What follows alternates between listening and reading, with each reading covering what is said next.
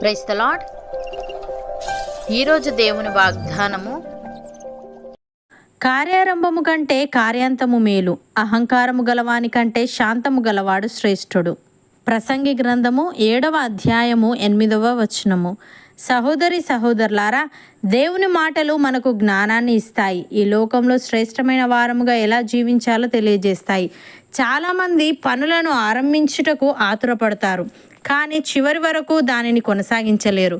అందుకే దేవుడు పని ప్రారంభించడం కన్నా దానిని ముగించడం మేలైనదిగా మనకు తెలియజేస్తున్నాడు. అలాగే అహంకారం గలవాని కంటే శాంతము గలవాడు శ్రేష్ఠుడని చెప్పాడు. అహంకారము లేకుండా శాంతము కలిగి ఉండాలంటే చాలా సాధన, ఆశా నిగ్రహం అవసరం. తనను తాను వశం చేసుకోవడం అన్నిటికంటే కష్టసాధ్యం. అయితే అలా చేయగలిగితే అది గొప్ప భాగ్యం. భక్తుడు ఈ విధంగా అంటున్నాడు: చిన్నలారా, మీరు పెద్దలకు లోబడి ఉండుడి. మీరందరూ ఎదుటివాని ఎడల దీన మనస్సు అను వస్త్రము ధరించుకొని మిమ్మల్ని అలంకరించుకొనుడి. దేవుడు అహంకారులను ఎదిరించి దీనులకు కృప అనుగ్రహించును. దేవుడు తగిన సమయమందు మిమ్మల్ని హెచ్చించినట్లు ఆయన బలిష్టమైన చేతి క్రింద దీన మనస్కులై ఉండుడి. ఆయన మిమ్మల్ని గూర్చి చింతించుచున్నాడు గనుక మీ చింత యావత్తు ఆయన మీద వేయుడి అని. ప్రియులారా, మీరు వెలిగింపబడిన మీదట శ్రమలతో కూడిన గొప్ప పోరాటము సహించిన పూర్వపు దినములు జ్ఞాపకము తెచ్చుకొనుడి. ఒక విధముగా చూచితే మీరు నిందలను, బాధలను అనుభవించుట చేత 10 మందిలో ఆరడిపడితిరి. మరి ఒక విధముగా చూచితే వాటిని అనుభవించిన వారితో పాలివారలైతిరి.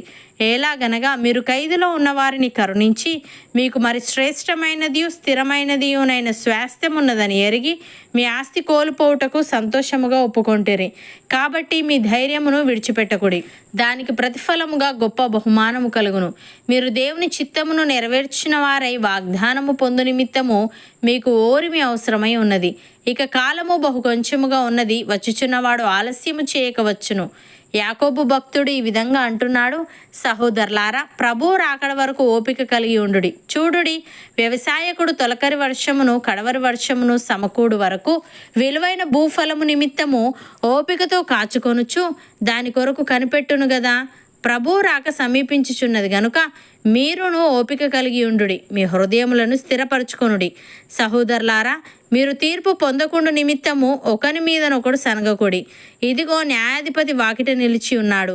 నా సహోదరులారా, ప్రభు నామమును బోధించిన ప్రవక్తలను శ్రమానుభవమునకును ఓపికకును మాదిరిగా పెట్టుకొనుడి.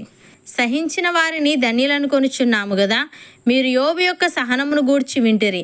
ఆయన ఎంతో జాలియు కనికరమును గలవాడని మీరు తెలుసుకొని ఉన్నారు అని. సహోదరి సహోదరులారా, మీరు ఆయనను చూడకపోయినను ఆయనను ప్రేమించుచున్నారు. ఇప్పుడు ఆయనను కన్నులారా చూడకయే విశ్వసించుచు మీ విశ్వాసమునకు ఫలమును అనగా ఆత్మరక్షణను పొందుచు చెప్పన శక్యమును మహిమాయుక్తమునైన సంతోషము గలవారై ఆనందించుచున్నారు.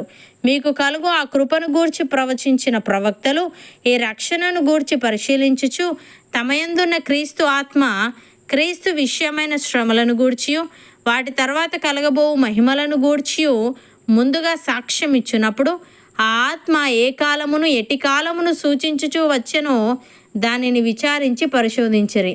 పరలోకము నుండి పంపబడిన పరిశుద్ధాత్మ వలన మీకు సువార్త ప్రకటించిన వారి ద్వారా మీకిప్పుడు తెలుపబడిన ఈ సంగతుల విషయమై తమ కొరకు కాదు గాని మీ కొరకే తాము పరిచర్య చేసిరను సంగతి వారికి బయలుపరచబడెను. దేవదూతలు ఈ కార్యములను తొంగి చూడగోరుచున్నారు. కాబట్టి మీ మనస్సు అను నడుము కట్టుకొని నిబ్బరమైన బుద్ధిగలవారై యేసుక్రీస్తు ప్రత్యక్షమైనప్పుడు మీకు తేబడు కృప విషయమై సంపూర్ణ నిరీక్షణ కలిగి ఉండుడి. అవును అన్నవారు నాతో పాటు ప్రార్థనలో ఏకీభవించండి. పరిశుద్ధుడా, ప్రేమగల తండ్రి, కార్యారంభము కంటే కార్యాంతము మేలని, అహంకారం గలవాని కంటే శాంతము గలవాడు శ్రేష్ఠుడని నీవు తెలియజేశావు. తండ్రి, నీకు స్తుతులు. దేవా, మేము పనులను ప్రారంభించి చివరి వరకు దానిని కొనసాగించి అహంకారము లేకుండా శాంతము గలవారముగా ఉండుటకు సహాయము దయచేయమని నీవు మమ్మను గూర్చి చింతించుచున్నావు గనుక మా చింత యావత్తు నీ మీద వేసి నీవు తగిన సమయమందు మమ్మను హెచ్చించినట్లు నీ బలిష్టమైన చేతి క్రింద దీన మనస్కులమై ఉండుటకు కృపచూపమని నీ రాకడ కొరకు మాలో ప్రతి ఒక్కరిని నీవే సిద్ధపరచమని యేసుక్రీస్తు నామమున ప్రార్థిస్తున్నాము తండ్రి. ఆమెన్.